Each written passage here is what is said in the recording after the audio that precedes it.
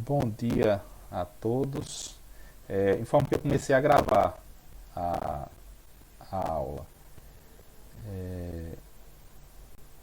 Eu vou logo fazer uma chamada aqui para prestigiar os que vieram. Para aproveitar o SIGA aberto, vou aproveitar aqui, a gente já faz uma chamada.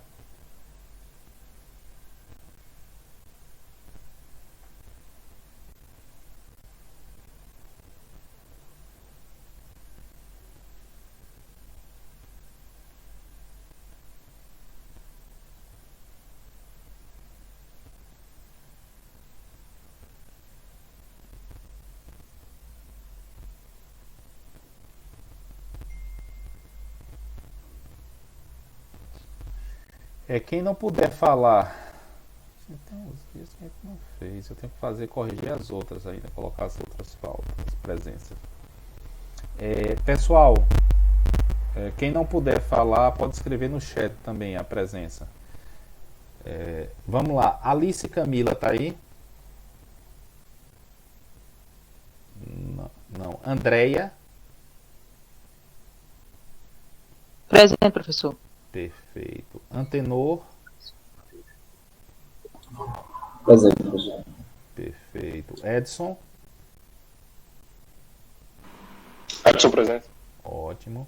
Geraldo Landim?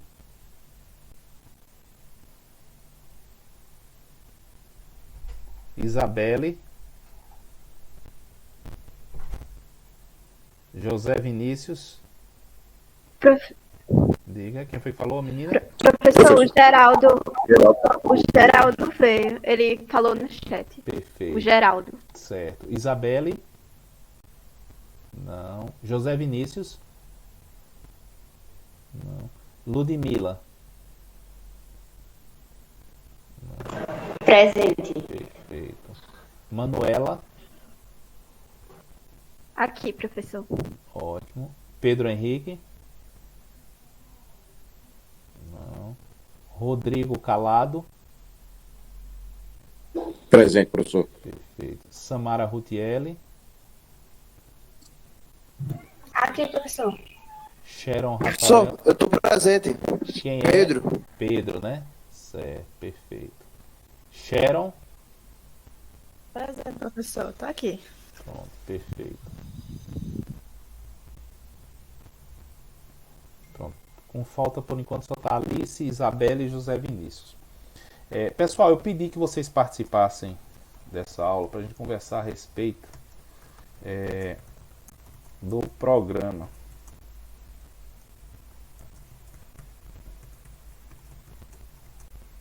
Da disciplina.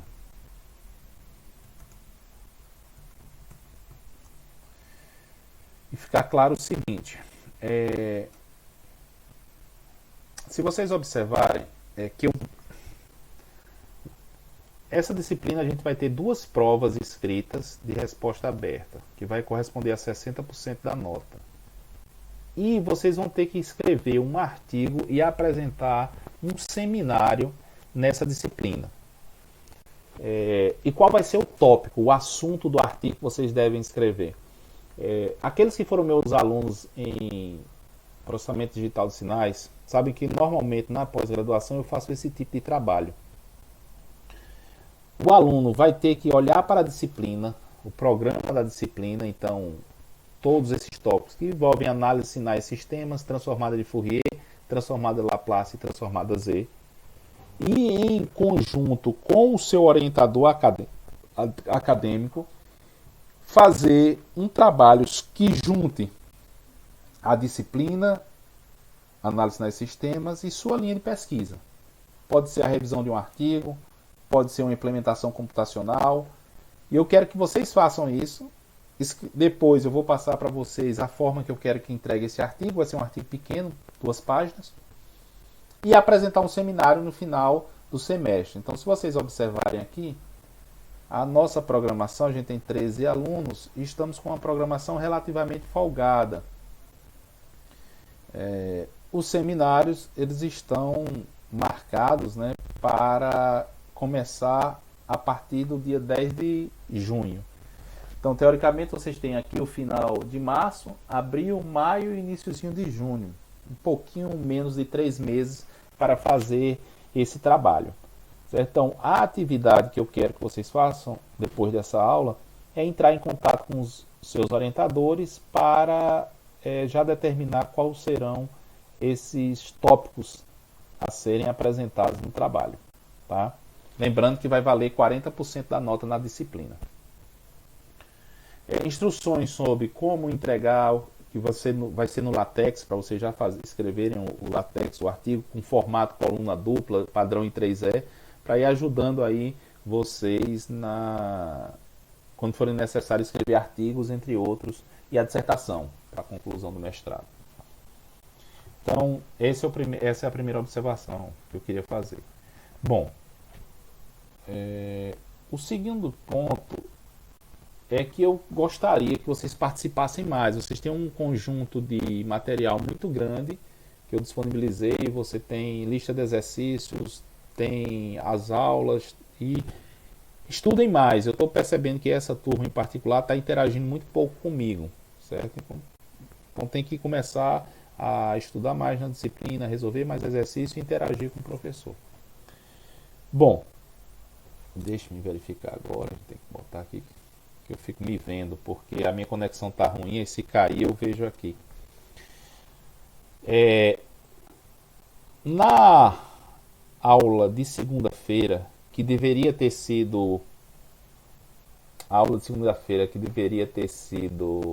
síncrona, mas foi assíncrona em função de uma atividade que eu tinha no CONCEP, foi vista a convolução discreta. Então, basicamente, o que é a convolução? Certo?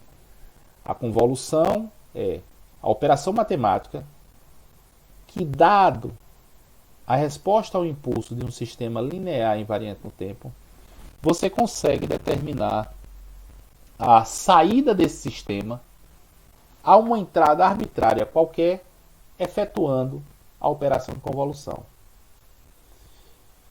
Aqui nós vamos estender o conceito da aula passada para o tempo contínuo. Então, se na aula passada foi falado em tempo discreto, agora a gente vai estender para o tempo contínuo. Então, formulando o problema. A convolução contínua vai nos dar resposta a este problema. Você tem um sistema cuja resposta ao impulso é h de t. À entrada desse sistema é aplicado um sinal x de t, cuja saída é y de t. Considerando, então, observe, que o sistema é linear invariante no tempo. Então, se é linear invariante no tempo, a gente pode aplicar o princípio da superposição. Então, o princípio da superposição é uma combinação linear de entradas. A resposta disso vai ser a combinação linear das saídas individuais. E se houver deslocamento no tempo, dado que o sistema é invariante ao deslocamento, invariante no tempo, a resposta também é deslocada. Então, se na segunda-feira nós falamos em soma de convolução, então, aqui, em vez de ter o somatório com k variando de menos infinito a mais infinito, x de k, h de n menos k, nós vamos ter uma integral no tempo contínuo. Então, no tempo contínuo, a resposta de um sistema y de t a uma entrada arbitrária x de t vai ser a integral de menos infinito a mais infinito do x de tal h de t menos tal de tal. Da mesma forma que o caso discreto, essa operação é comutativa. Você pode trocar a ordem do x e do h. E essa integral aqui vai ser chamada de integral de convolução. E nós podemos ler da seguinte forma: y de t é igual a x de t convoluído com h de t. Ou y de t é o resultado da convolução de x de t com h de t. Essa parte aqui ela é comutativa, a gente vai ver na próxima aula. Uma prova simples. E é relativamente simples provar isso. Uma mudança de variável é possível, com uma mudança de variável, é possível modificar essa, provar que a convolução é comutativa. Bom, o que nós temos aqui é um esboço de prova. A gente vai provar que essa integral de convolução ela determina a resposta do sistema. Quem pode falar? Quem foi que levantou a mão? Foi. Bom dia, professor. Bom dia. O seu microfone está falando um pouquinho. Eu acho que é a internet. Deixa eu ver se. Os outros estão percebendo também a falha? Sim, professor. Está tendo um retorno. Está tendo um retorno. Deixa eu verificar se eu consigo ajeitar aqui alguma coisa. Deixa eu colocar o microfone interno. Veja se melhorou agora. Piorou, professor. Piorou.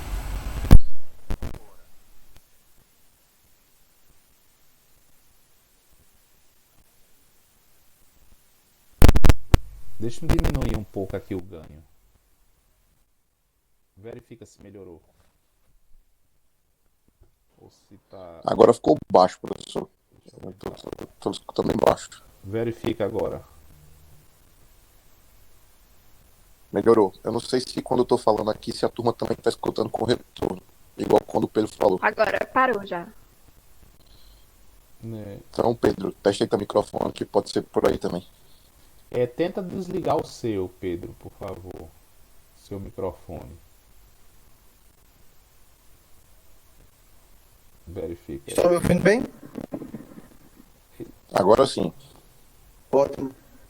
Pronto, mas desliga o seu, Pedro, por favor. Pronto. Assim, é aceitável a qualidade ou tá ruim demais? Não, tá bom, professor. Pronto, tranquilo. Em todo caso, depois eu posso processar esse vídeo que eu estou gravando e dar uma melhorada, uma filtrada. Pode falar de novo, Pedro. Não, eu tinha tirado a mão só, tá tudo bem. Perfeito. Como essa turma é pequena, vocês podem interromper a qualquer momento. Não precisa levantar a mão, não. Ok? Então é só começar a falar. Quando a turma é maior, aí a gente tem que organizar um pouco, mas essa turma é pequena, pode falar a qualquer momento.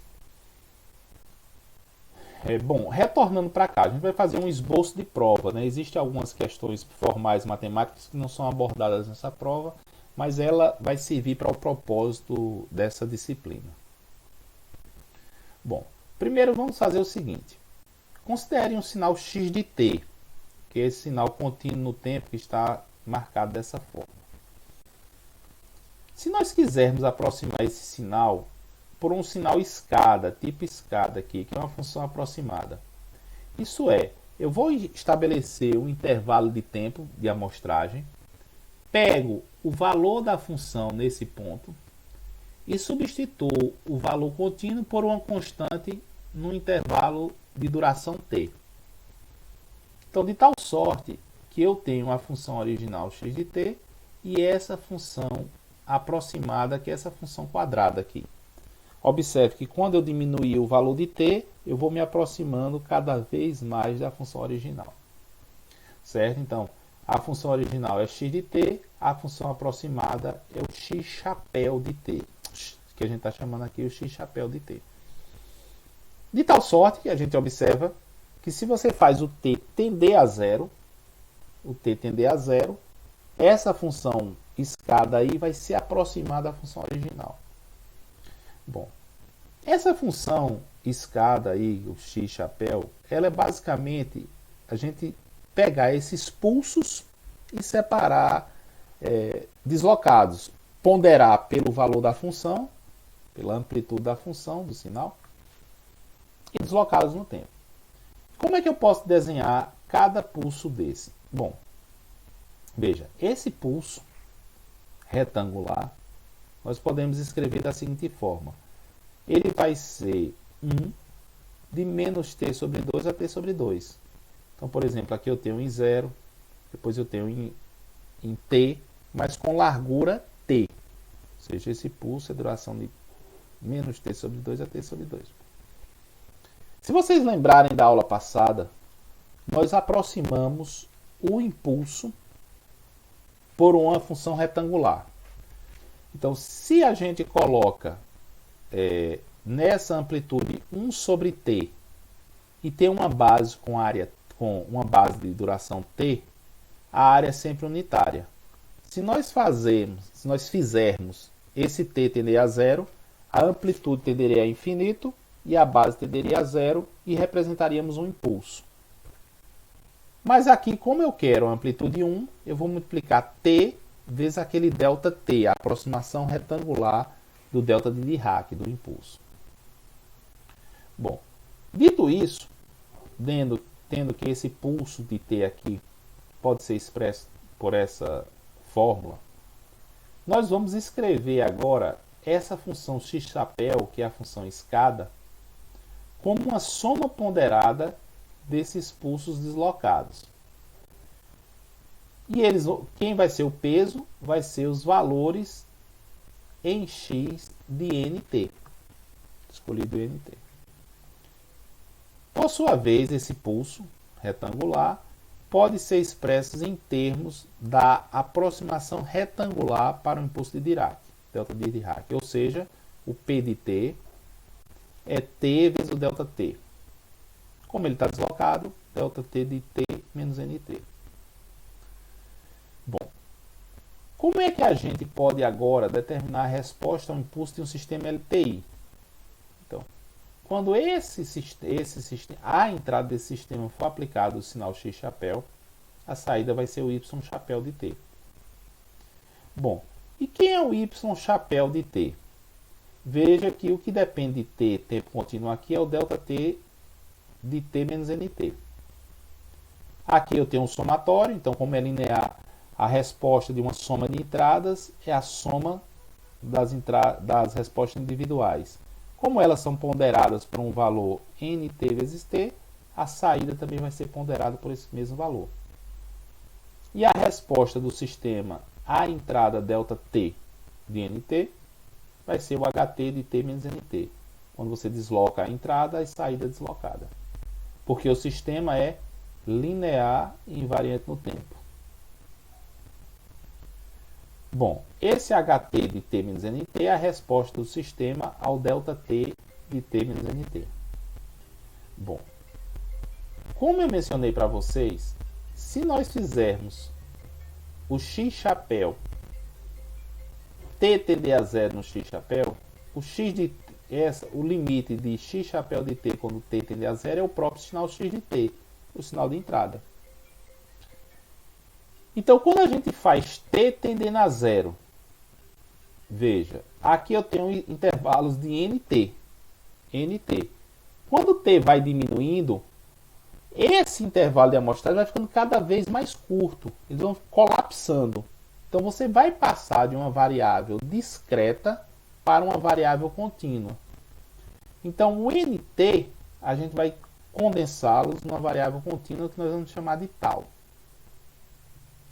Esse ΔT de t é a aproximação do impulso, a aproximação retangular, que pela nossa definição, acho que na aula passada, na terceira aula eu acho, quando você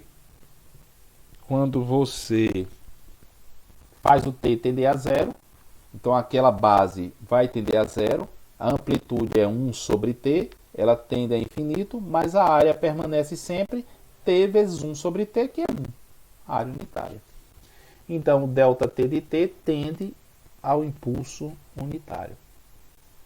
O ht de t menos nt vai tender a resposta do sistema ao impulso deslocada de tal unidade de tempo. E eu ainda tenho um somatório. Então, veja, lá em cálculo 1 na graduação, vocês viram que a integral é o limite da soma de Riemann, né? Você pega uma função, então você pode usar qualquer tipo de regra, não? Você pega a função, multiplica pela base infinitesimal e vai calculando a área. Então, quando você faz isso, utiliza o conceito de soma de Riemann, o somatório vai convergir, vai tender a uma integral.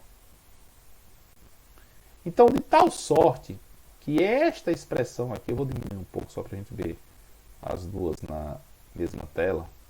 Essa expressão aqui, que é o somatório com n variando de menos infinito a mais infinito, do x de nt vezes t vezes o ht de t menos nt, vai tender a essa integral. Então eu vou ficar com o x de tal, variável contínua, e o h de t menos tal, em que o h é a resposta ao impulso do sistema. Esse t aqui ele vem da soma de Riemann, é o ΔX. Então, nesse esboço de prova, a gente chega aqui à conclusão que, dado um sinal de entrada, x de t, num sistema cuja resposta ao impulso é h de t, a saída vai ser dada pela integral de convolução, que é a integral de menos infinito até mais infinito, de x de tal, h de t menos tal, de tal. E a convolução, nós falamos, é comutativa. Vai ser indicada por um asterisco. Então, o asterisco aí deixa de ser produto, que algumas pessoas usam, né, para ser convolução. Então, o y de t é x de t convoluído com h de t. Vamos fazer alguns exemplos. Se nós tivermos um sistema linear invariante no tempo dado, cuja resposta ao impulso é exponencial de e elevado a menos 3t ou de t, e a entrada é e elevado a menos t ou de t. Quem é a resposta desse sistema a essa entrada? É o y de t, que é a integral de menos infinito a mais infinito, de x de tal, h de t menos tal, de tal. Então aqui a gente vai desenhar o x de tal. Aqui, deixa eu diminuir aqui, 100%. Aqui nós vamos desenhar o x de tal. Quem é o x de tal? É o mesmo x de t, apenas mudando a variável. Como ele está marcado com um degrau, até 0 ele é 0. Depois de 0 nós temos um exponencial decrescente. E elevado a menos tal, porque eu mudei a variável de t para tal. Agora, quem é o h de t menos tal? Vai ser o h de deslocado. Como a variável independente é tal, ele vai sofrer, como eu tenho menos tal, como aqui a gente tem menos tal, ele sofre uma reflexão em torno ao eixo y. Então, em vez de ser um exponencial decrescente, vai ser um exponencial crescente. E a gente tem dois casos. Quando você desloca, quando t é menor do que zero, você vai ter essa função aqui marcada em preto. Então, h de t menos tal é essa função. E o x de tal é essa de cima. Bom, para calcular a resposta ao impulso, a saída, você tem que multiplicar um sinal vezes o outro. Nesse caso específico em que a gente fez esse desenho, que implica em t menor do que zero, você multiplica essa função de baixo vezes a função de cima e o resultado é zero. O produto dessas duas funções é zero. A integral de 0 dt é zero. Então a saída para t menor do que zero é nula, y de t igual a zero. Esse segundo caso aqui, que está desenhado em vermelho, vocês conseguem aí na tela verificar que esse desenho está em vermelho? Sim, professor. Pronto, perfeito. Nesse desenho que a gente fez em vermelho, a gente observa aqui, ó, t está à direita do zero. Então esse vai valer para t maior ou igual a zero. Quando t é maior ou igual a zero, você tem essa função de baixo e a de cima. O produto das duas vai ser zero até zero, porque a de cima é nula. Então até zero o produto das duas é nulo. E a partir de tal igual a t, então daqui para cá, o produto das duas vai ser zero, porque a de baixo é zero. Então essa integral ela vai ser simplesmente de 0 até t. A integral que anteriormente deveria ser calculada de menos infinito a mais infinito, neste exemplo específico, vai ser um cálculo de 0 até t. Nesse intervalo, o x de tal vale e elevado a menos tal. E o h de t menos tal vale e elevado a menos 3t menos tal. Juntamos aqui agora, eu tenho menos tal com menos... Eu vou separar essa expoente aqui, eu fico com e elevado a menos 3t, que está aqui, e elevado a menos 3 tal, e e elevado a menos tal, não é? Menos tal com mais 3 tal, então aqui eu tenho mais 3 tal, né? Mais 3 tal, dá 2 tal. E elevado a menos 3t, como a integração é feita em tal, é constante e vai para fora da integral. Logo, você vai integrar de 0 até t, e elevado a 2 tal de tal. A integral de e elevado a 2 tal é o próprio e elevado a 2 tal, dividido por 2. Vem de uma mudança de variável. Substituir o limite superior, e elevado a 2t, menos e elevado a 0, que é 1. Multiplicando essa expressão e elevado a 2t menos 1 vezes e elevado a menos 3t, nós chegamos à conclusão que o y de t vai ser e elevado a menos t menos e elevado a menos 3t sobre 2.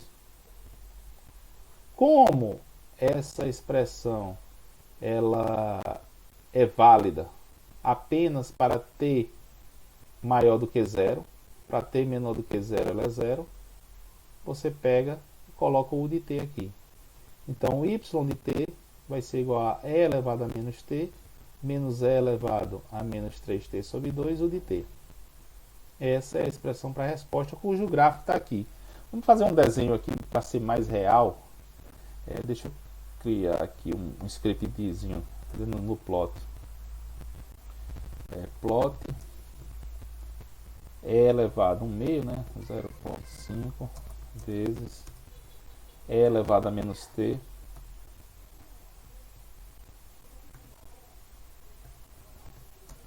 menos e elevado a menos 3t esp.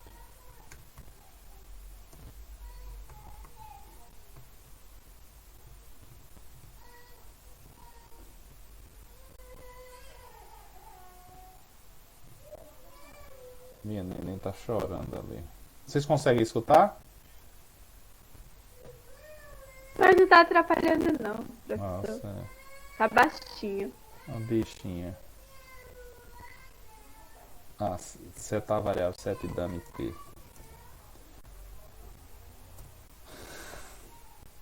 Pronto. Vai botar um pouquinho de 0 a 4 só pra gente ver melhor. Bichinha. Pronto, o gráfico é mais ou menos aquele, ó.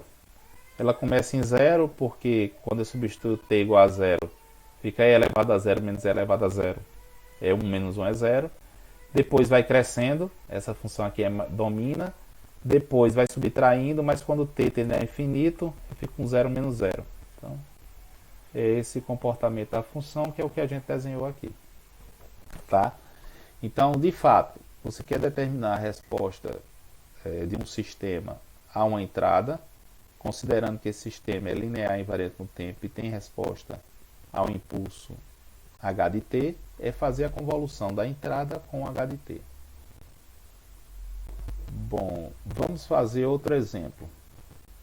Nesse caso aqui, vamos ter a convolução de uma onda aqui retangular, um pulso, com o mesmo pulso. Então, a gente tem um sinal de menos t a t, outro de menos t a t, e fazer a convolução desses dois sinais. Veja, esse sinal aí, a gente pode pensar que ele pode representar um bit. Transmite esse sinal, eu transmito o bit 1. Deixo o sinal sem transmitir nada, o canal sem transmitir, e transmito bit 0. Então, uma transmissão digital pode ocorrer dessa forma. Se em vez de olhar no domínio do tempo, observarmos aqui no domínio da frequência, esse modelo também é interessante para um filtro passa baixa. Então, se a gente olhar aqui, em vez de tempo for frequência, até uma frequência ômega c qualquer, passa com ganho unitário. A partir dessa frequência, com ganho zero. Então, esses formatos aí, eles, além de terem um apelo matemático, eles têm também apelo aí com aplicações de engenharia. Bom, mas mais uma vez, eu tenho que desenhar e especificar o x de tal e o h de t menos tal. Quem é o x de tal? O x de tal é o sinal x de t mudando apenas a variável de t para tal. Está desenhado aqui. Quem é o h de t menos tal? Você pega essa função aqui, esse sinal, rebate em torno ao eixo y e depois desloca para t. Então veja, a minha variável independente agora vai ser tal. Eu rebato esse sinal e desloco para t. Então se eu desloco para t, essa distância daqui para cá é t, então esse ponto daqui para cá é t, então logo aqui é t mais t grande. Da mesma forma, esse ponto aqui é t menos t grande. Então, da forma como a gente está desenhando aqui, a gente vai ter o primeiro caso. O que é que acontece se a gente olhar, fizer o produto dessa função, desse sinal aqui de cima, vezes o de baixo? Considerando esse caso aqui, em que uma função não está alinhada à outra.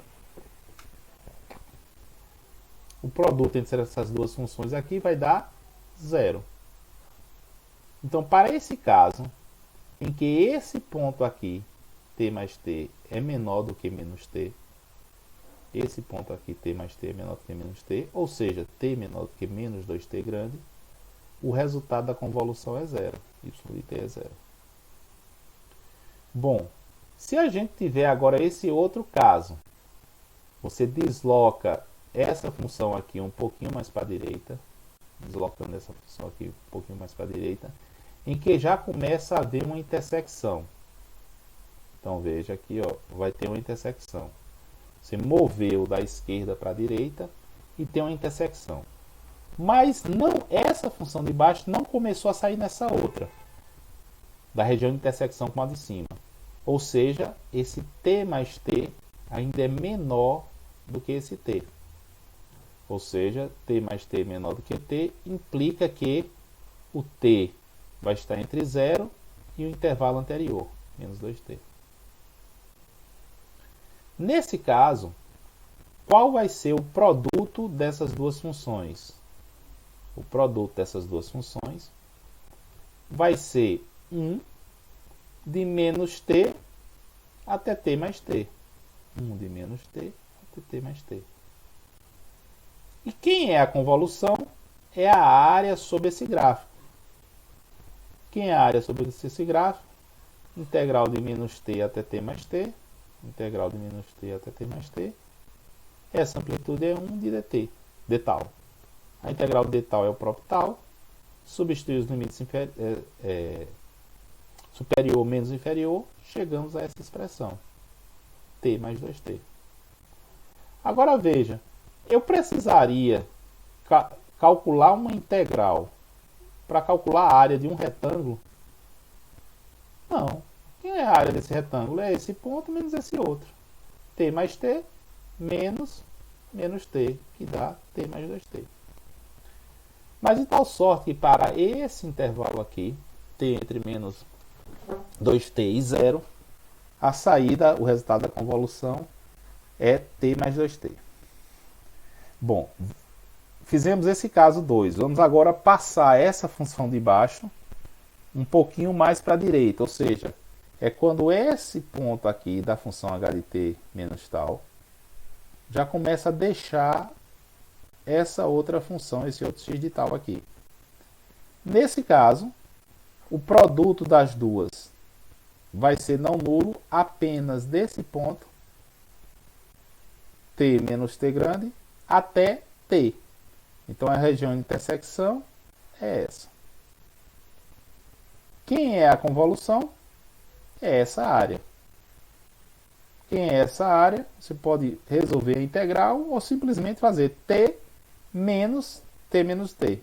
T menos t menos t dá menos t mais 2t. Então nesse intervalo em que essa porção aqui ainda não saiu dessa outra, ou seja, t menos t é menor do que t menos t é menor do que t, em que implica que t é menor do que 2t, e usando a condição anterior, está confinado a zero. Então esse t entre 0 e 2t, a saída é menos t mais 2t. Bom, por último, a gente tem esse caso aqui, em que essa função de baixo, a h de t menos tal, já deslocou para a direita. Ou seja, quando isso ocorre nesse movimento, eu vou ter que t menos t é maior do que t, ou seja, t maior do que 2t. Quando isso ocorre, o produto da... Pode falar. Pode falar, Edson. Opa, professor, aquela segunda condição ali, tudo bem? Certo. Aquela segunda condição ali é quando a resposta ao impulso, né, deslocado, ele está em... A terceira condição, desculpe. Ah, certo. Só para... A terceira condição, ali, é quando essa porção já saiu, é quando eu... mas essa continua dentro. Entendeu? Essa continua dentro. Certo. Você não poderia olhar aqui para frente, porque Entendi. essa condição que está aqui na frente, você pode olhar ela bem aqui. Aí eu tenho que... O que está limitando a ver a intersecção é essa parte aqui de trás. Entendeu? Então essa parte de trás aqui, que é t menos t, ela está limitando... Ainda tem um trecho... Exatamente. Que ela não saiu da intersecção. Então você fica com t menos t menor do que esse t, que é isso daqui. Quando isso ocorre, você tem um produto não nulo. Calcula a área e chega a essa expressão. Mas assim, Então, beleza. tem que olhar com calma mesmo, Edson. Já vai no zero, né? Exatamente. Aí essa outra é quando você aqui, o finalzinho, ele já passou. Quando ele passa, indica que esse ponto aqui está à direita desse outro, ou seja, t menos t maior do que t. Logo, t maior do que 2t. Para esse caso, o produto das duas funções elas estão não alinhadas, o produto entre elas é zero. Se o produto entre elas é zero, a saída também vai ser zero. Bom, se nós juntarmos todas as condições, a gente viu que é zero com t menor do que 2t e com t maior do que 2t. E t mais 2t, t mais 2t e menos t mais 2t. Duas retas, cortando o eixo y em 2t, em que uma é uma reta crescente, por isso que aqui é mais, e a outra é reta decrescente. Então a convolução de duas funções quadradas me deram uma função triangular. E vejam outro detalhe. Qual é a duração desse sinal? Daqui para cá. Qual é a duração dele? De menos 2t. 2t. Que é igual à duração desse outro, 2t. Quando você faz a convolução desses dois sinais, qual foi a duração do sinal resultante? 4t, né? 4t. Se somaram, Manuela, não foi? Então isso vai sempre ocorrer. Quando você faz a convolução de dois sinais, a duração do sinal resultante é a soma da duração dos dois sinais. É um pouco diferente lá do caso discreto, porque no caso discreto você faz L mais M menos 1. Porque no último passo ele não tem mais intersecção. Mas para o caso contínuo você vai somar as duas. Então isso vai ser importante quando você pensar em implementar alguma convolução em um sistema, porque dado dois sinais de comprimento x, a saída tem comprimento maior, que é a soma dos comprimentos. Bom, vamos andar um pouquinho mais. Aqui a gente vai ter um exemplo interessante. Qual é o resultado da convolução de f de t, uma função qualquer, um sinal qualquer, com um impulso deslocado, delta de t menos t0? Então a gente tem que desenhar o h de tal, né? Quem é o h de tal? É um impulso deslocado para T0, mudando apenas a variável para tal. Então h de tal é um impulso centrado em T0, mudando apenas a variável. Quem é o x de t menos tal? É a função f de t menos tal, que é apenas a função rebatida e deslocada de t unidade de tempo. Porque a variável independente é tal. Porque a minha integração na operação de convolução, a variável independente é tal. Bom, o que é que você tem que fazer com essas duas funções, esses dois sinais? Multiplicar um pelo outro, não é? Você multiplica um pelo outro. Quando você multiplica um pelo outro, o que é que acontece? Esse produto vai ser nulo sempre que t tal for diferente de t0. Porque a função de cima é zero fora para tal diferente de t0. Então o produto dessas duas funções dá zero. Em tal igual a t0, o que é que nós vamos ter? Em tal igual a t0. Você tem uma função bem descomportada que vai infinita e retorna. Mas tem área unitária. Quando você multiplica essa função por uma constante, porque é no ponto t0, quanto equivale essa expressão no ponto t0? No ponto t0, eu vou substituir tal igual a t0. Então, a área sobre o gráfico, o valor, a amplitude dessa função em tal igual a t0 é f de t menos t0, porque tal aqui é t0. Então, o produto dessas duas funções me dá uma função que é um impulso centrado em t0 com área f de t menos t0. A integral, então, se você integra h de tal vezes x de t menos tal, h de tal vezes x de t menos tal, qual vai ser o resultado? A área sobre o gráfico dessa função, que vale quanto? F de t menos t0. Então, o que é que a gente lê aqui? Quando você convolui um sinal, um f de t, com delta de t menos t0, o resultado é deslocar a função para o ponto no impulso está centrado. Então, convoluir com o impulso deslocado equivale a deslocar o sinal para o ponto onde o impulso está centrado. E veja, a gente poderia chegar a essa conclusão sem precisar fazer essa análise. Da seguinte forma.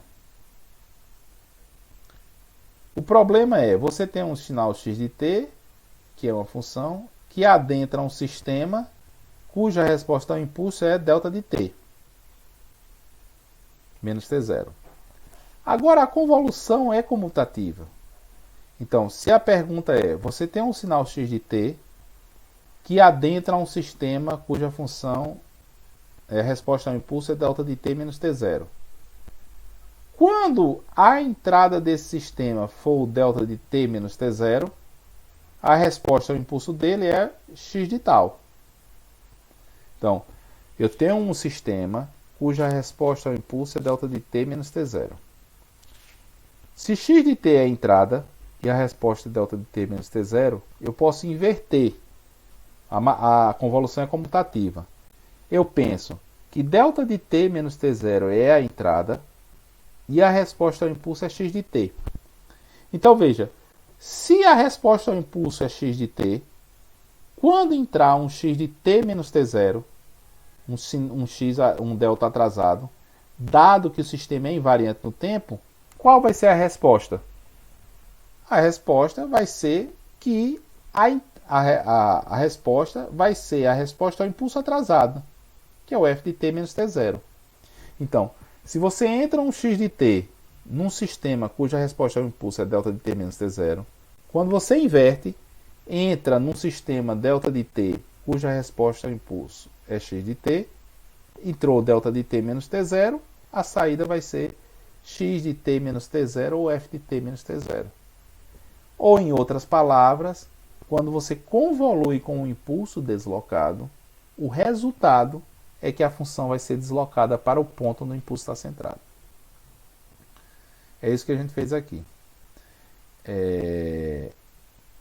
Bom, na lista 8, na lista exercício 8, a gente tinha algumas observações ali que vocês já poderiam ter feito, mas tinha essa letra B e essa letra D que dependem da convolução.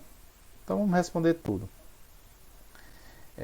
Lá na lista 8, na questão 8 da lista, ele pede para simplificar essas expressões. Integral de menos infinito a mais infinito de t ao quadrado delta de t menos 3. Então qual é a propriedade que nós usamos aqui para resolver? Filtragem da função impulso. Você tem um impulso deslocado, quando integra uma função vezes um impulso, o resultado é que é a função no ponto onde o impulso está centrado. Quanto é que vale esse delta está centrado em 3? 3 ao quadrado, 9. Depois tem t ao quadrado convoluído com delta de t menos 3. O que é que nós aprendemos aqui agora? Que quando você faz a convolução, o efeito é que o sinal de entrada, ou a função, vai ser deslocada para o ponto onde o impulso está centrado. Esse impulso está centrado em 3. Então, convoluir com o impulso deslocado é deslocar a função t quadrado para 3. Então, fica um t menos 3 ao quadrado. Dessa expressão. Aqui eu tenho t ao quadrado vezes, aqui não é mais a convolução, t ao quadrado vezes delta de t menos 3, é esse caso aqui. Você está multiplicando uma função vezes um impulso. Qual é o resultado? Um impulso cuja nova área é o valor da função naquele ponto.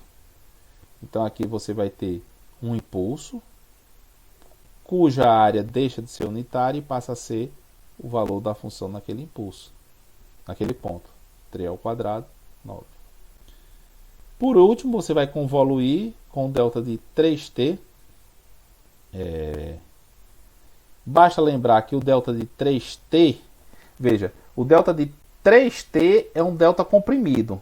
Se a área era unitária, quando você comprime por uma ordem 3, o delta de 3t é 1/3. Como essa convolução aqui é uma operação linear, esse 1/3 pode vir para fora, né? A convolução ela é uma integral, né? Integral linear. Então, esse 1/3 saía da integral e eu fico com t ao quadrado convoluído com o delta de t. Convoluir com o impulso centrado na origem da própria função. Então, eu fico com t ao quadrado sobre 3. Então, são essas as simplificações que você pode fazer ali nessas expressões da questão 8 da lista. Bom, vamos fazer mais uma convolução. Você tem x de... Deixa eu ver se alguém escreveu alguma coisa aqui. Ah, não, tá ok. Você tem um sinal que é um exponencial, e elevado a menos at ou de t, eu já mudo a variável e fico com e elevado a menos tal, ou de tal. Então, por isso que ela começa só a partir de 0. E tem um h de t, que é o próprio u de t.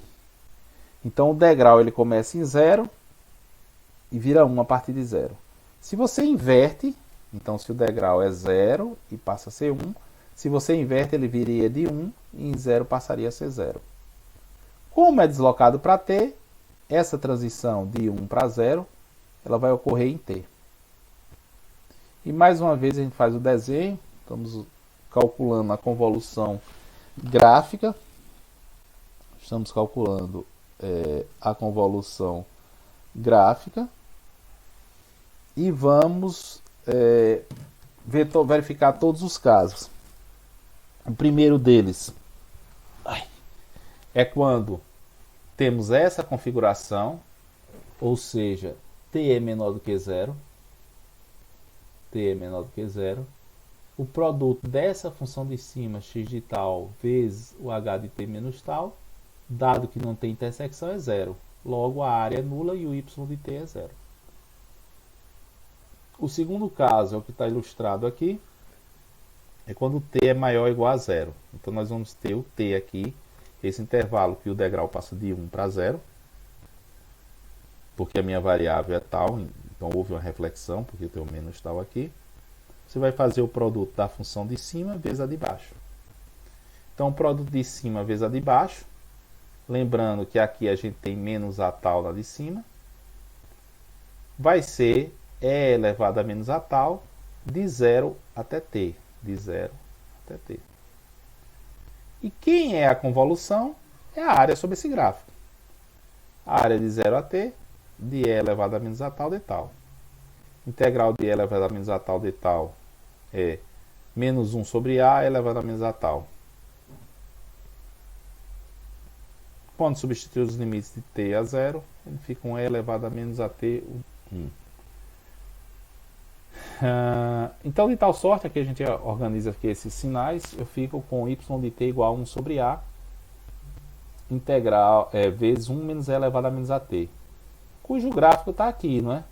Observe, quando t é 0, e elevado a menos a t é 1, menos 1, 0.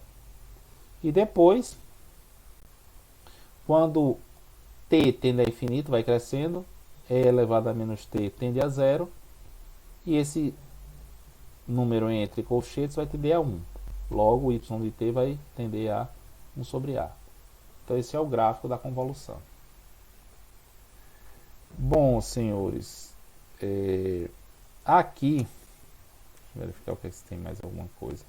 Bom, hoje a gente vai terminar um pouquinho mais cedo e eu quero que vocês façam o seguinte. PDF, essa questão 16 da lista, ela está lá no PDF. Eu quero que vocês acompanhem e verifiquem essas contas aqui, que é a convolução de duas funções retangulares, cuja diferença em relação ao primeiro caso é que nesse ponto aqui você tem uma duração 2b e aqui tem uma duração 2a. Então é quando você tiver duas funções aí pulso, né, de duração distinta. Então veja, aqui você tem duração 2a e nessa outra aqui você tem duração 2b. Então, como a gente já tinha falado, qual vai ser o resultado? A duração do resultado. Se eu tenho uma de duração 2a e a outra de duração 2b, o resultado é a soma. Então, a duração do resultado vai ser 2 vezes a mais b. Então, essa distância aqui é a mais b, 2 vezes a mais b. Então, acompanhem, façam isso. Aqui é a prova cabal. Quem conseguir acompanhar, conseguir fazer essa convolução, já está aprovado para se fazer convolução contínua. Tá? Pelo menos os trâmites, o operacional de um cálculo da convolução. Senhores e senhoritas, por hoje era isso que eu estava pensando em falar para vocês. A convolução ela envolve alguns exercícios. Vocês têm que pensar na convolução gráfica, que deixa uma função parada, inverte a outra e varia o tempo de menos infinito a mais infinito e vai fazendo o produto e calculando as áreas. Tem umas animações gráficas que eu achei interessante aqui, Convolution, no Wikipedia. Vocês podem até olhar, acho que eu até mostrei, mandei para vocês, mas ela aqui nesse caso vai ser bem interessante. Cadê? Pronto, aqui. Vocês estão vendo minha tela? Sim, professor. Pronto, perfeito. Aqui você vai ter uma função em azul e uma função em vermelho também quadrada que está passando de um lado para o outro. Então esse é o movimento, deixar uma função parada, inverter a outra e andar de menos infinito a mais infinito. Então o que é que a gente tem? Você tem a função vermelha passando. Quando essa função vermelha vai passando, a linha amarela vai dando a intersecção. Então você observa que a intersecção vai aumentando e depois diminui. E o cálculo dessa intersecção, a área dessa intersecção, é essa linhazinha em preto aqui, ó. Então, quando começa a ter uma área, ela vai aumentando, chega ao ponto em que as duas funções estão coincidentes, que tem a área máxima. Então, por isso, como essa velocidade aqui é constante, essa área vai aumentando, aumentando, aumentando de forma linear. A partir do momento que começa a sair, ela começa a decrescer, até o ponto que não existe mais intersecção e a área é nula. Então, de tal sorte que quando você tem intersecção e essa área vai aumentando e depois vai diminuindo. Então, essa função triangular, cuja duração é a soma de duas durações, ó, de 0,5 negativo até 0,5, a duração é 1. Mas o resultado tem duração 2, porque aí você está convoluindo com dois sinais de duração 1. E também aqui nós temos um exemplo para um sinal exponencial. Você vai fazendo o produto entre essas duas funções. Ela primeiro, quando vai aumentando a área de intersecção, ela aumenta o resultado da convolução. E depois, com o passar do tempo, olha, nessa figura de baixo, você vai aumentando, aumentando, e depois começa a reduzir, porque essa área aqui amarelinha, ó, vai ficando cada vez menor. Tá? Então, no limite, ela vai tender a zero. Então, essa função, a convolução de uma porta com uma função exponencial, ela tem esse comportamento aqui, que é esse dado em preto, a convolução. Então, esse site aí, eu achei interessante esse tipo de animação que ele fez. Tá? Então, fica bem claro, para chegar na mente de vocês, o que você deve fazer. Qual é a grande dificuldade em termos práticos? É você determinar esses limites de integração em que você vai ter um caso ou outro de intersecção entre as duas funções. Pronto, senhores. Por hoje a gente vai terminar um pouquinho mais cedo, porque a gente teve essa coincidência das duas aulas e eu terminei um pouquinho mais tarde a outra. Alguém tem alguma observação a ser feita? Deixa eu verificar aqui. Professor, uma dúvida aí nessa animação que o senhor mostrou no Wikipedia. Certo. A primeira convolução, ela está limitada ali de -1 até +1, né? Na segunda, no caso, ela está indo para mais infinito, é? Esse ponto aqui vai para mais infinito. Ela tende a zero, mas nunca vai ser zero, certo? Se essa função for exponencial. Então ela começa em -0,5, né? Menos 0,5 vai ter mais infinito se essa função de cima for mais infinito. Mas se ela estiver terminando em 3 aqui, aí você somaria, olha, a duração da primeira é 1, essa vermelhinha aqui, a duração dela é 1, a azul tem duração 3, então o total seria 1 mais 3, que é 4. Então a duração do resultado seria 4. Como ela começou em 3 menos meio, ela iria até 3 meios. A partir de 3 meios seria 0. Tá? Beleza. Valeu, obrigado. Mas nesse caso aqui, a gente considerando uma exponencial, ela vai tender a 0, mas nunca vai ser 0. Tá? Bom, na chamada aqui, eu ainda vou corrigir as atividades de vocês para verificar o que é que a gente tem aqui. Alice, Isabela e José Vinícius apareceram? Não, se não, continuam com falta. Deixa eu verificar só mais um ponto aqui. De fato, eu estou na pendência com vocês, porque eu tenho que corrigir esses exercícios, que eu não corrigi ainda. Vou verificar aqui, ó. Professor, diga. A Alice apareceu durante a aula. Apareceu? Então deixa eu botar uma eu vi aqui o nome dela aparecendo. Deixa eu botar aqui a presença nela. E eu vou olhar os exercícios ainda. Essa semana eu participei de uma reunião do CONCEP em que eu era o relator. Então tive muito trabalho.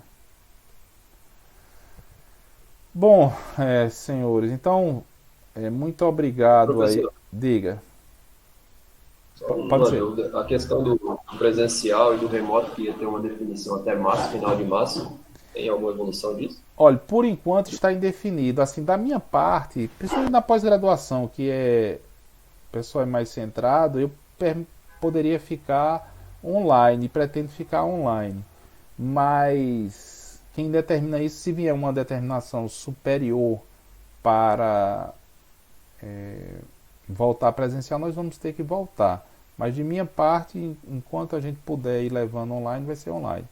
E não tem definição ainda, certo? Não tem definição. O que está acontecendo é que na universidade em geral, quem está querendo ir dar aula presencial dá, quem está online permanece online, são disciplinas mais teóricas, tá? Não tem nenhuma determinação não. Até porque eu acho que essa determinação deveria vir de cima, entendeu? Porque de cima eu digo do MEC, né? Teria que vir do MEC decretando já aí que teria que vir as aulas. Porque enquanto puder vai ficar desse jeito. Disciplina teórica sempre pode ser da forma como a gente está ministrando. Prática não. Prática já aí tem que ser presencial mesmo. Tranquilo, Pedro. Então, bom final de semana a todos. E qualquer observação vocês podem me mandar e-mail, tá? Então, muito obrigado pela atenção.